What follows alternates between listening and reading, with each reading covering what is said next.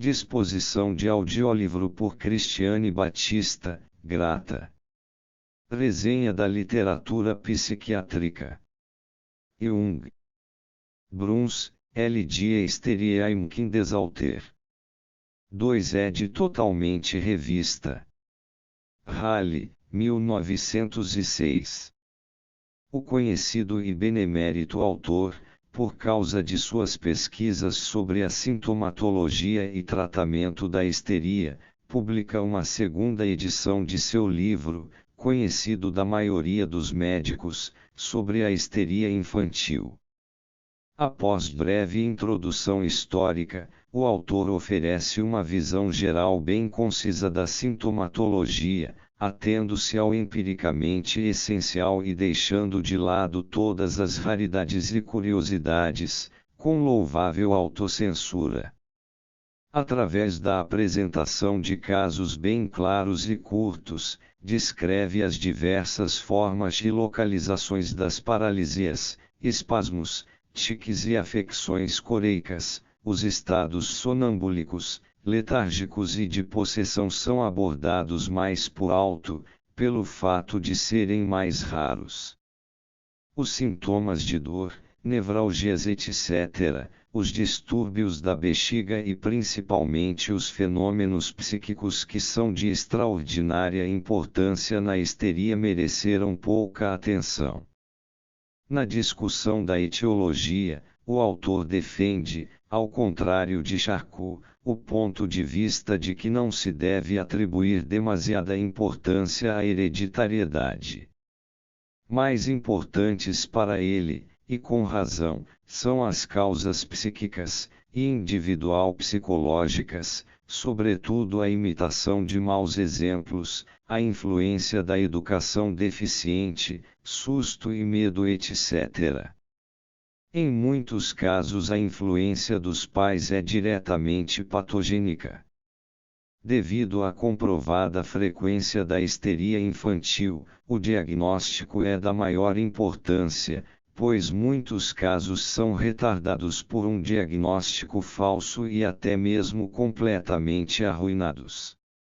A posição do autor é bem realista diante da psicogênese, atribui ao evidente impacto psíquico do sintoma histérico a maior importância diagnóstico diferencial. Muitas vezes é preciso confiar nas próprias impressões para o diagnóstico. O autor cita as palavras clássicas de Moebius, de acordo com minha concepção geral, que formei sobre a natureza da histeria, muitos sintomas podem ser histéricos, outros não. Portanto, em muitos casos, o diagnóstico da histeria é mais uma arte do que uma ciência. Quanto a presumir uma simulação, o autor recomenda, louvavelmente, a maior precaução. Basicamente, a terapia é sempre psíquica. A água, a eletricidade etc. só atuam como forças de sugestão. Não podemos aprofundar aqui as peculiaridades desse capítulo muito bem escrito e que dá uma orientação primorosa para a prática. O livro é escrito por um praticante para praticantes. Por isso não sofre detrimento algum se o aspecto teórico só é representado de modo aforístico, não levando em consideração as modernas concepções, inclusive as concepções analíticas de Freud. Jung Burgosli. Bleuler, E. Affectivitat, Suggestibilitat, Paranoia. Halle, 1906. Este trabalho, destinado, sobretudo a psicólogos e psiquiatras, destaca-se, como todas as publicações de Bleuler, por uma clareza meridiana, trata de um assunto que se aproxima cada vez mais do centro de interesse psicológico, as emoções e sua influência sobre a psique. O campo da pesquisa das emoções, como vários outros campos da psicologia, sofre de uma grande falta de clareza dos conceitos. Por isso Bleuler propõe em primeiro lugar uma divisão nítida entre as emoções propriamente ditas e os sentimentos intelectuais, uma separação conceitual que é da maior importância para a discussão científica. A emotividade, incluindo todas as emoções e processos semelhantes às emoções, é um conceito coletivo que abrange todos os processos psíquicos não intelectuais, como a volição, a índole, a sugestionabilidade, a atenção, etc. É o fator psíquico que exerce influência tanto sobre o psíquico quanto sobre o corporal. Na primeira e segunda partes de seu livro, Bleuler aplica esta concepção ao campo da psicologia normal. Na terceira parte aborda as mudanças patológicas da emotividade. A emotividade é da maior importância para a psicopatologia. Com exceção das psicoses propriamente emocionais, insanidade maníaco-depressiva, a emotividade desempenha papel importante também nas psicoses que costumamos considerar sobretudo intelectuais. Bleuler mostra isso com o auxílio de histórias clássicas cuidadosamente selecionadas, na paranoia originária. Ele constatou que o conteúdo do quadro clínico paranoico se desenvolve a partir de um complexo de ideias com carga emocional, isto é, de ideias acompanhadas de intensa emoção que, por isso, influenciam a psique com força anormal. Esta é a ideia fundamental da obra.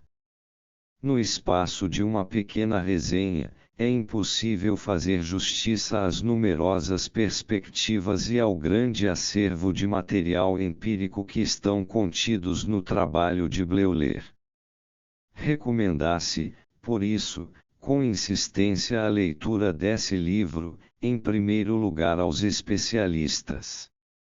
Mas também o não psiquiatra que tem interesse pelos problemas gerais da psicopatologia fará nele rica colheita de conhecimentos psicológicos. Jung-Burgosli. Wernicke,c. Grundrisse der Psychiatrie in klinischen Vorlesungen. 2 ed. Revista. Leipzig, 1906. Depois da morte repentina de Wernicke, Lippmann e Knepp providenciaram a segunda edição desse importante livro que, como nenhum outro, foi um fermento para a psiquiatria moderna. Wernicke incorporou, por assim dizer, aquela orientação da psicopatologia que acreditava poder basear-se exclusivamente em dados anatômicos. Seu livro é a imponente expressão desse modo de pensar. Além de grande quantidade de material provado empiricamente, encontramos muitas especulações brilhantes, cujo ponto de partida é sempre anatômico. O livro é obra de uma mente bem original que procura, com base na constelação de dados clínicos e anatômicos cerebrais, introduzir na psicopatologia novos pontos de vista, com a finalidade de fazer uma síntese das duas disciplinas que se repelem mutuamente, anatomia do cérebro e psicologia. Wernicke é o mestre em toda parte onde o evento psicológico chega mais perto do fato anatômico, sobretudo no tratamento de problemas relativos à questão da afasia. Sua introdução psicofisiológica, onde procura responder a questões sobre a conexão entre dados anatômicos cerebrais e psicofisiológicos, constitui uma das leituras mais interessantes, também para o não psiquiatra, de literatura médica mais recente. A segunda parte, os estados paranoicos, introduz a célebre hipótese da sejunção, que é uma das concepções fundamentais de seu sistema. A terceira parte, que é a mais longa, trata das psicoses agudas e estados defectivos. Aqui, com a ajuda de muitos exemplos, o autor desenvolve seu ponto de vista clínico, radical e revolucionário, que só teve uma aceitação parcial por parte de seus colegas profissionais e, até agora, não fez escola. As ideias de Wernicke, apesar de brilhantes, partem de um ponto de vista muito limitado. A anatomia cerebral e a clínica psiquiátrica são importantes sem dúvida para a psicopatologia, mas bem mais importante é a psicologia, e esta falta em Wernicke. É grande o perigo do esquematismo dogmático naqueles que seguem os passos de Wernicke com menos brilhantismo do que ele. Esperamos por isso que este admirável livro consiga o menor número de adeptos possível. Jungburgosli. Moe, A. Der Hypnotismus, MIT Eilus der Hauptpunkt der Psychotherapie und des Okkultismus. 4 ed. Ampliada. Berlim, 1907. O conhecido livro de Mala tem agora o dobro do volume da primeira edição. A primeira parte, a parte histórica, é muito rica e informa sobre a abrangência total do movimento ligado à hipnose. A segunda parte contém uma introdução clara e didaticamente muito boa sobre as diversas formas e meios da técnica do hipnotismo, seguida de uma discussão sobre o trabalho do hipnotizador e sobre a natureza da sugestão. A definição de Mal soa assim: a sugestão é um processo pelo qual é obtido, sob condições inadequadas, um efeito que evoca a ideia da realização do efeito. A terceira parte, que trata da sintomatologia, é bastante minuciosa e escrita com espírito crítico. Aborda também os fenômenos mais recentes no campo do hipnotismo, incluindo Madeleine e o inteligente Hans. Mas não consigo entender por que Mal, na seção sobre os sonhos, não leva em consideração as pesquisas fundamentais de Freud. Só faz algumas magras citações de Freud. Ao falar da relação entre certos distúrbios mentais, especialmente a catatonia, e estados hipnóticos semelhantes, Mal não menciona o trabalho de Ragnar Vogt, que é de grande importância neste aspecto. Além do mais, a pesquisa sobre a relação dos estados mentais patológicos com a hipnose e fenômenos funcionais correlatos não é exaustiva nem esclarecedora de certos resultados perceptíveis, o que até agora não aconteceu em nenhum manual sobre hipnotismo. O caso da ecolalia, descrito na P200, poderia ser uma simples catatonia. Isto se aplica também a grande número de outras doenças chamadas doenças de imitação que são observadas em geral por médicos que desconhecem os sintomas da catatonia. Quando Mal fala sem mais de uma grande sugestionabilidade no sono, o conceito todo de sugestionabilidade precisa de uma revisão drástica. Na discussão sobre o subconsciente faltam de novo as pesquisas importantíssimas de Freud.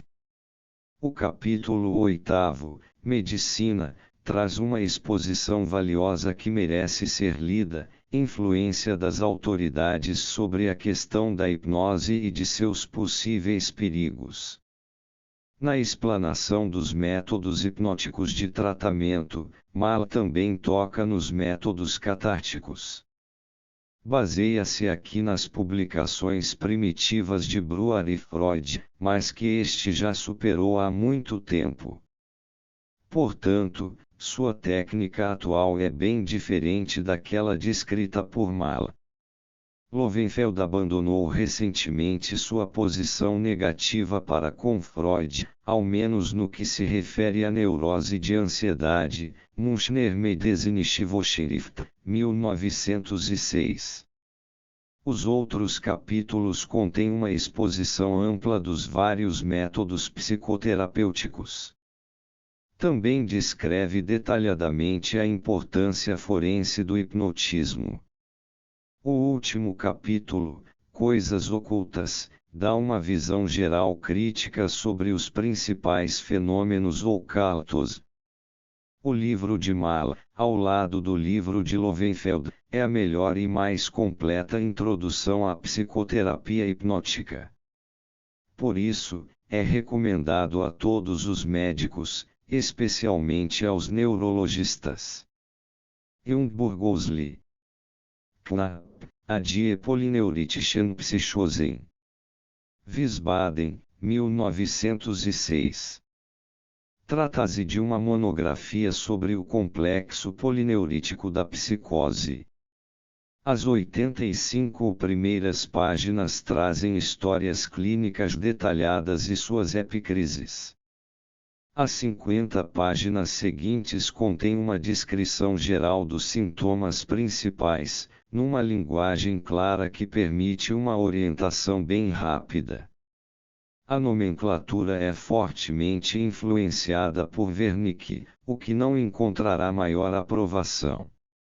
A preferência pelo termo psicose acinética da motilidade em vez de catatonia etc., é de difícil compreensão, sobretudo quando se considera que ele só descreve uma condição que pode assumir uma aparência totalmente diversa no momento seguinte. O livro pode ser indicado sobretudo para o psiquiatra. Jung-Burgosli.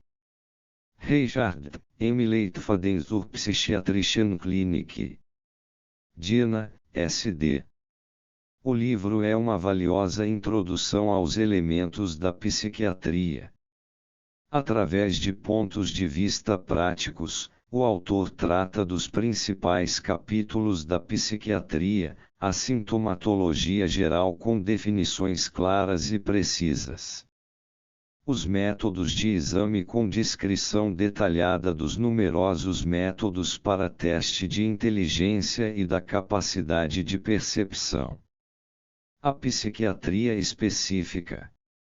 Aqui o autor se atém apenas ao essencial.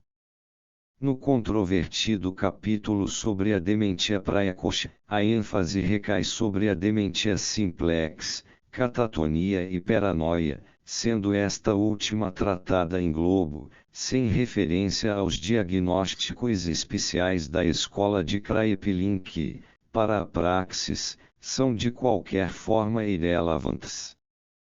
Um bom índice analítico facilita a consulta ao livro. Além da clara exposição, uma das qualidades principais da obra é sua restrição ao essencial. As definições legais de insanidade mental foram tiradas exclusivamente da legislação alemã. Na questão dos testes de inteligência, não se faz menção do método, de certa importância prática, da leitura de uma fábula, seguido do teste de livre reprodução. A afirmação de que em áreas rurais uma instituição com 1.000 a 1.500 leitos é suficiente para 1 milhão de habitantes não está correta, ao menos para a Suíça. Sem considerar as instituições privadas, temos no cantão de Zurique cerca de 1.300 leitos estatais que estão longe de satisfazer a demanda. De resto, o livro é recomendado não só a estudantes, mas principalmente a todos os médicos chamados a dar um parecer que auxilie o juiz na declaração de anormalidade mental.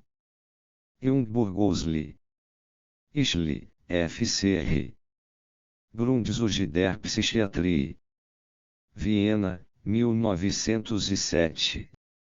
O autor-diretor do sanatório de Sinsheim, em Baden procura, com base em sua experiência de longos anos como alienista prático, expor os fundamentos da psiquiatria na forma de um manual.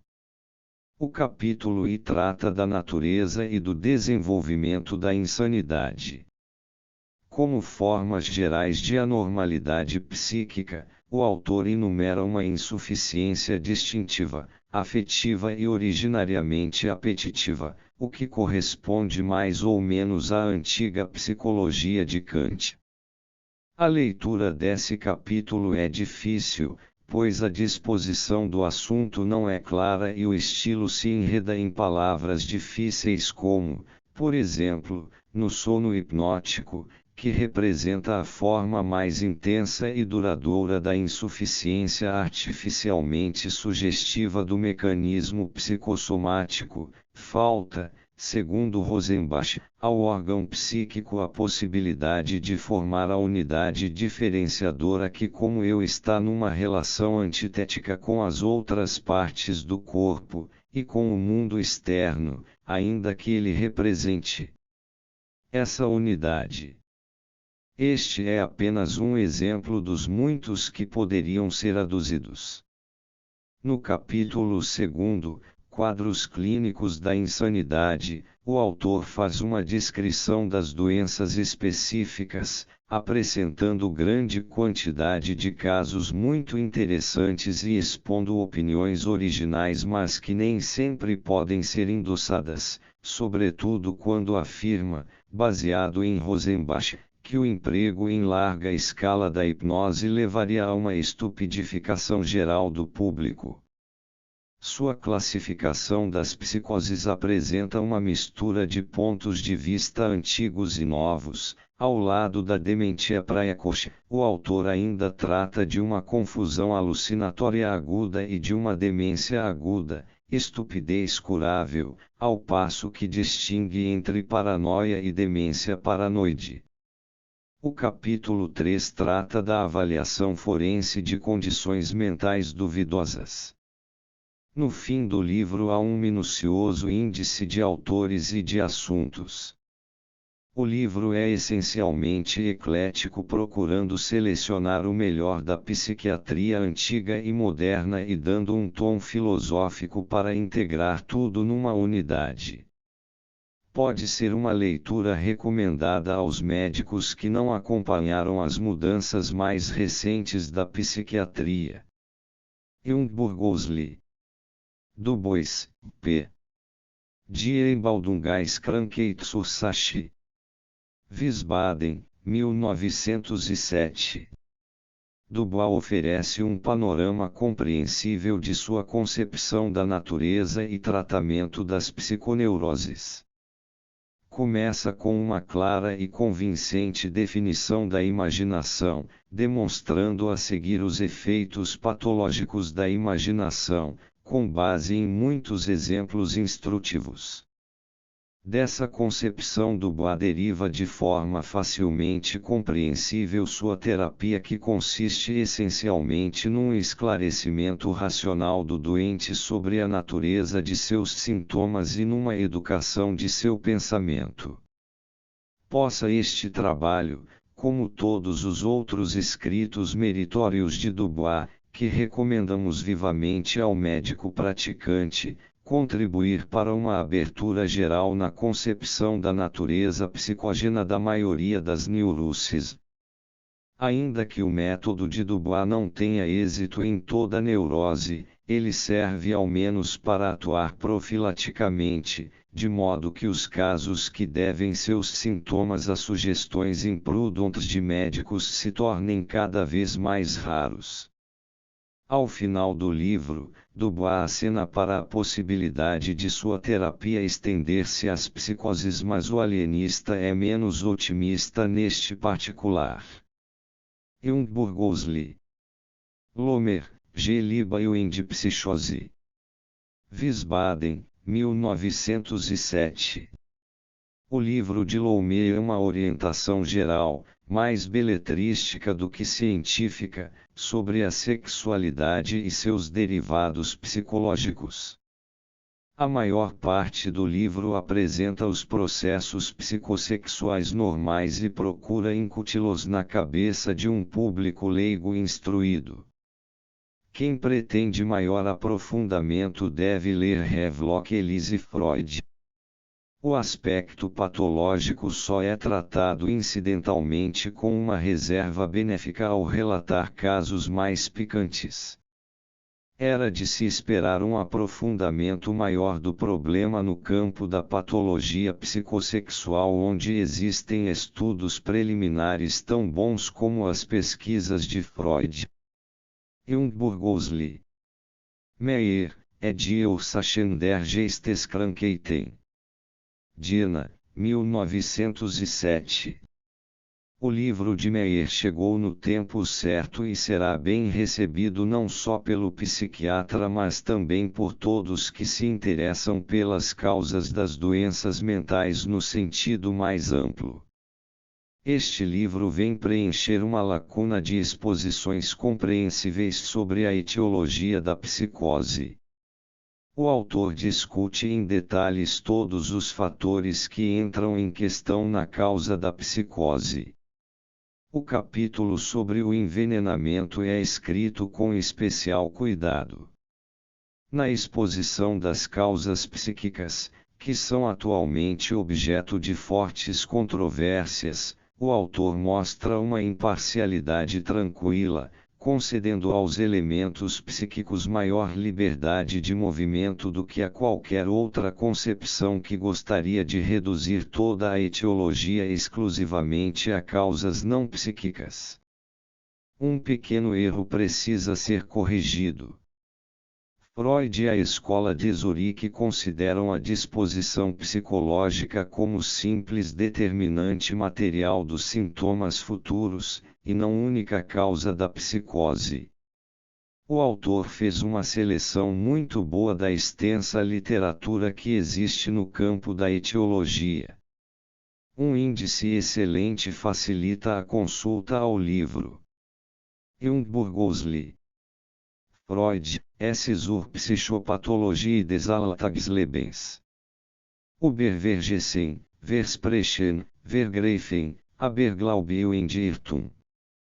2 ed. ampliada. Berlim, 1907. É um sinal animador que este livro importante chegue agora à sua segunda edição. Esta obra é praticamente o único grande trabalho de Freud que introduz sem esforço, por assim dizer, suas ideias no mundo, pois é escrito com muita simplicidade e fluência. Presta-se muito bem para iniciar também o leigo, são poucos os que não são leigos neste campo, nos problemas da psicologia de Freud. Neste livro não se trata de especulações da psicologia teórica, mas de casuística psicológica tirada da vida cotidiana. São exatamente os incidentes da vida diária e que parecem insignificantes que Freud escolheu como tema de sua pesquisa, mostrando com diversos exemplos como o inconsciente influencia, a cada passo e da maneira mais inesperada, nosso pensar e agir. Muitos de seus exemplos parecem não ser muito plausíveis, mas isto não nos deve espantar, pois todas as linhas de pensamento, individuais e inconscientes, parecem tudo menos dignas de fé quando escritas no papel.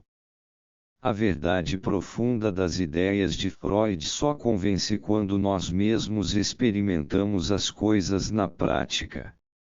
Mesmo para aqueles que não se interessam muito pela psicologia, o livro de Freud é uma leitura estimulante. Para os que pensam mais profundamente, para aquele que por inclinação ou profissão se interessa pelos processos psíquicos, o livro é uma rica mina de ideias muito abertas, cuja importância para o âmbito geral das doenças mentais e nervosas não é possível captar de antemão no momento atual.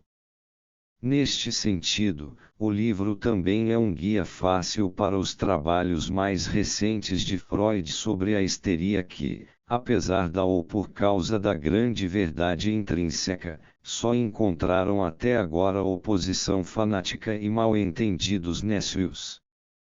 Por isso o livro é recomendado em particular aos alienistas e neurologistas. Jung, Burgosli, Lowenfeld, L. Homossexualitat und Strafgesetz. Wiesbaden, 1908. Este livro é um produto da disputa que surgiu atualmente na Alemanha sobre o malfadado artigo 175 do Código Penal alemão. Como se sabe, o artigo se refere ao vício antinatural entre homens, e também com animais. O autor apresenta uma história concisa do conceito clínico de homossexualidade. Resume o ponto de vista atual da seguinte forma: a homossexualidade é uma anomalia que pode manifestar-se na esfera física em associação com doença e degeneração, mas na maioria dos casos é um desvio psíquico isolado da norma, que não pode ser considerado como patológico ou degenerativo, nem tampouco reduzir o valor do indivíduo como membro da sociedade. O artigo 175, que obteve força de lei somente por pressão ortodoxa, apesar da oposição por parte de autoridades influentes, mostrou-se até agora inútil, desumano e até mesmo diretamente nocivo, possibilitou o surgimento de extorsões profissionais com todas as consequências tristes e repulsivas.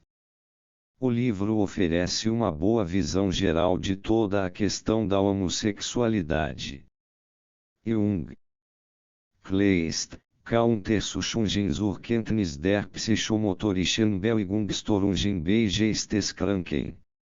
Leipzig, 1908. O livro apresenta no essencial o quadro clínico de uma psicose de motilidade, aliás, catatonia, com uma discussão epicrítica detalhada. Os pontos de vista do autor aproximam-se muito dos de Wernicke, por isso o trabalho trata principalmente de localizações cerebrais. O resultado da pesquisa leva à conclusão de que os distúrbios psicomotores do catatônico se devem a dois fatores, de inervação e psíquicos. Considera como sede da doença o ponto terminal do sistema cerebelo-cortical, isto é, o córtex cerebral frontal. Pelo fato de os pacientes apresentarem ocasionalmente sensações de esforço e fadiga na realização das tarefas a eles atribuídas, e de os sintomas psicomotores serem consequência de um distúrbio das reações motoras coordenadas com essas sensações, o condicionamento psíquico também aponta para o sistema cerebelo-frontal, isto é, o córtex cerebral frontal. A conclusão é consequente quando se considera de antemão os complexos psíquicos funcionais como um apêndice de seus órgãos exequiaters. Recomenda-se o livro a especialistas por causa de sua penetrante análise diferencial diagnóstica da apraxia orgânica e distúrbios semelhantes da motilidade. Jung. Bunke, O. Landlaufirrtum in der Beurteilung von Geisteskranken. Wiesbaden, 1908. Este pequeno livro oferece mais do que o título diz. É um panorama resumido e claro da psiquiatria, não faz, porém, uma exposição bem elementar das psicoses, mas pressupõe certo conhecimento dos principais tipos de psicoses, isto é, um conhecimento que atualmente todo médico praticante deve possuir. Com base nisso, o autor discute as questões que normalmente trazem dificuldades ao médico sem formação psiquiátrica na avaliação dos distúrbios mentais. Aborda a etiologia, o diagnóstico, o prognóstico e a terapia, dando ao leitor uma série de conselhos e indicações, tirados de sua experiência pessoal. Ao final existe também um capítulo sobre o parecer forense do doente mental. Um livro escrito com muita clareza e de fácil manuseio, por isso altamente recomendado. Jung. Ehrenfels, Christian von Grundbegriff der Ethik.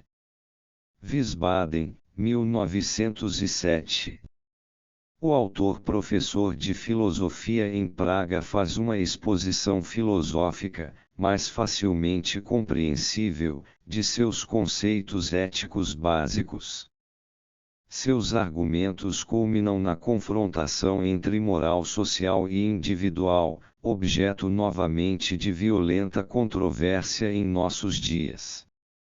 A conclusão não é muito positiva, o que caracteriza, aliás, todo o tom desse pequeno livro. A moral normativa identifica-se bem mais com a moral social correta, com a única condição de que o indivíduo deve ter a liberdade de realizar as modificações na moral social que obviamente não correspondem principalmente a seus caprichos, mas pelas quais possa responder diante do tribunal do eterno e inescrutável.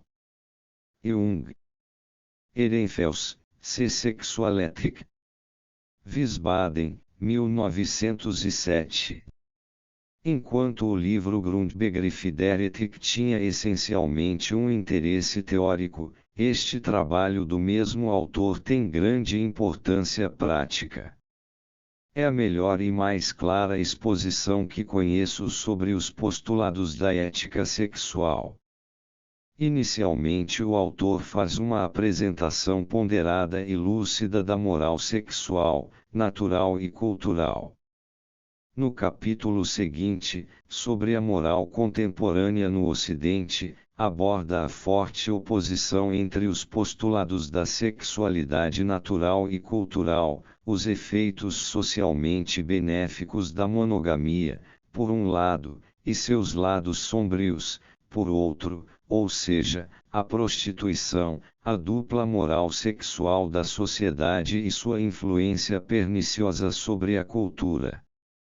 Ao falar dos esforços e possibilidades de reformas, o autor adota uma posição de precaução e reserva que não endossa a atitude filisteia dos que defendem o status quo nem certas tendências modernas que querem derrubar todas as barreiras. Mesmo não tendo um programa definido de reforma, isto mostra que não é um sonhador. O autor tem em mente muitas opiniões moralmente libertadoras que haverão de contribuir para solucionar nosso maior problema cultural, de início pelo menos para o indivíduo. O livro que não ostenta, como outros, uma nudez charlatã com disfarce científico, mas que procura despretensiosa e razoavelmente possíveis soluções, merece a maior consideração. Jung Kusnachten Zurich. Dust, im Kurse der Psychologie, Psychiatrie und Gerichtlichen Psychiatrie. Leipzig, 1908. Este pequeno livro é uma nova espécie de compêndio da psiquiatria com referência especial aos métodos de testar a inteligência. A psicologia ficou um tanto esquecida. Mas os capítulos de psiquiatria oferecem realmente tudo o que se pode esperar de um panorama geral. O psiquiatra encontrará aqui a lista dos diversos métodos psíquicos de exame. É difícil encontrar uma apresentação resumida dos diversos métodos dispersos na literatura. Jung. Kusnachten Zurich.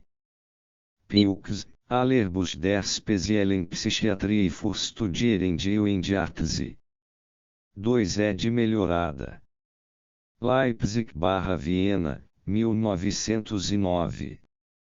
Não é toda disciplina médica que está num grau de desenvolvimento tão infantil como a psiquiatria, onde um manual que deveria ter validade geral só possui validade local. Quando se considera, por exemplo, que a dementia precoce é uma doença responsável pela metade das intervenções em Zurique, em Munique está em franco descenso há alguns anos, devido a novas teorias. Em Viena não é muito frequente, em Berlim é rara e em Paris quase não se manifesta, então é preciso desconsiderar na resenha de um manual de psiquiatria a confusão babilônica de linguagem e conceitos e aceitar simplesmente o ponto de vista do referido manual. O livro de Pilks, já em segunda edição, é um livro admirável em sua concisão e clareza que atinge seu objetivo.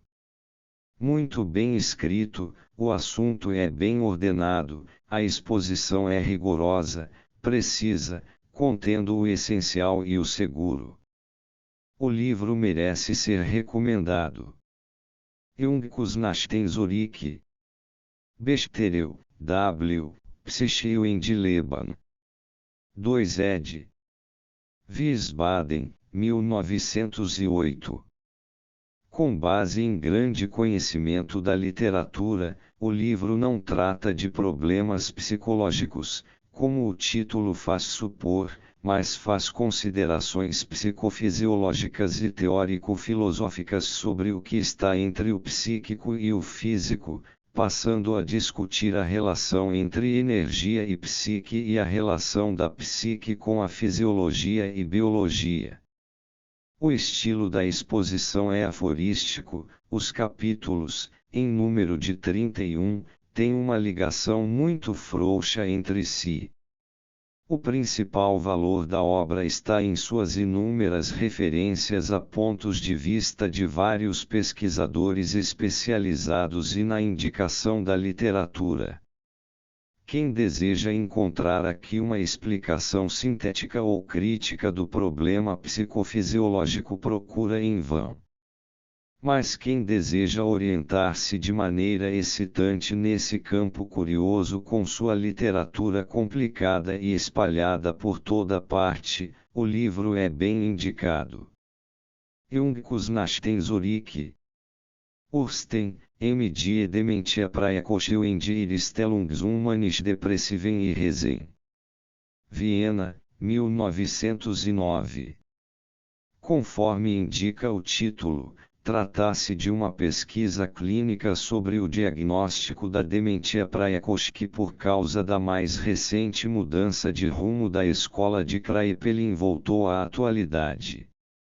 Não é qualquer um que consegue imitar a grande facilidade com que atualmente a insanidade maníaco-depressiva é separada da dementia praecoce, nem mesmo Ursten. Ele ensaia uma crítica contundente contra os trabalhos de Willman e Dreyfus que pretendiam limitar categoricamente o diagnóstico da dementia praecoce em favor da insanidade maníaco-depressiva.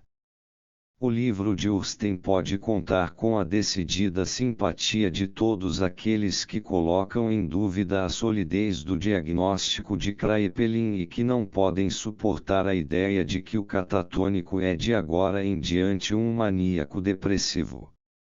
As páginas 125 até 372 estão repletas de histórias de casos que são supérfluas no círculo dos leitores especialistas a quem o livro pretende dirigir-se. Junkus Nachtem Zurich. Heibmeier, a Die Entwicklungsgeschichte des Talents und Indigenes. Ideias des individuellen Talents und Indigenes in Familien und Kästen. Munique, 1908. Desse livro só existe até agora o primeiro volume. Apesar de incompleto, percebe-se que se trata de um estudo que pretende ser amplo. O presente volume contém essencialmente uma orientação teórico-construtiva sobre o problema que possui naturalmente uma ramificação extensiva à biologia e à história. Se o segundo volume trouxer as necessárias biografias e outros materiais, teremos no livro de Heibmeier uma obra importante, digna da atenção dos círculos mais amplos. Junkus Nachtem Zurich. Nack, P. Oberfamilien der Geisteskranke. Halle, 1908. O livro é uma monografia sobre assassinato em família.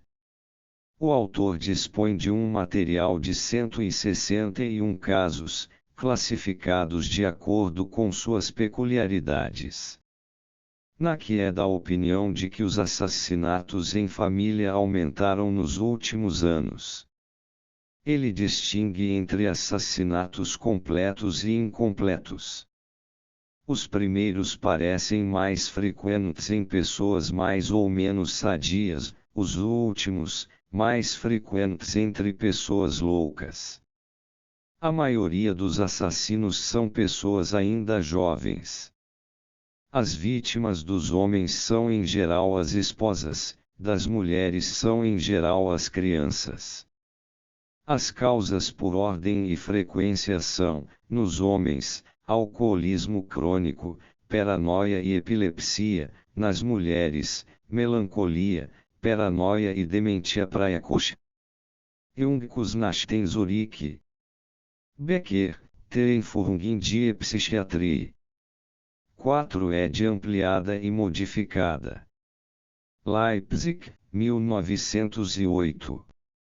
Este livro, pequeno e prático, dá uma orientação clara e sucinta sobre a psiquiatria. A classificação das psicoses é essencialmente conservadora, recebendo a paranoia ainda um grande espaço ao lado da dementia precoce. O livro pode ser recomendado como uma introdução, se desconsiderarmos o capítulo sobre a histeria que não se coaduna mais com os pontos de vista modernos. Jung. Kramer, A Gerichtspsychiatrie. 4 ed. Reelaborada e ampliada. Dina, 1908. O livro de Kramer, agora em sua 4ª edição, que nos dá o fio condutor da psiquiatria judiciária, é um dos melhores do gênero. É bem fundamentado, abrangente e leva vantagem sobre o manual de Oshii por ser exposição homogênea. Lamenta-se apenas como na psiquiatria em geral a falta de uniformidade na classificação, mas isto não é uma falha do livro e sim da própria disciplina. Não fosse esta inconveniência, o livro de Kramer poderia ser recomendado em geral, mas como está, o principiante só pode confiar nele totalmente se estiver disposto a aceitar este enfoque especial. No mais, o livro é útil nas mãos de um psiquiatra. Jung. Forel, A. Ethische und rechtliche Konflikte im Sexualleben und außerhalb der Ehe. Munique, 1909. Na introdução do livro o autor diz: as páginas a seguir são uma acusação, baseada na maior parte em documentos escritos, contra a hipocrisia, desonestidade e crueldade da moral predominante em nossos dias e contra o direito quase vegetativo em assuntos da vida sexual. Disso se deduz que também este livro integra o campo daquela enorme tarefa cultural em que Forel já possui grandes méritos. Trata-se no essencial de uma apresentação de grande número de diversos conflitos psicossexuais, de natureza moral e jurídica, cujo conhecimento é indispensável não só ao neurologista mas também a todo médico que deve aconselhar os seus doentes em situações difíceis da vida. Jung.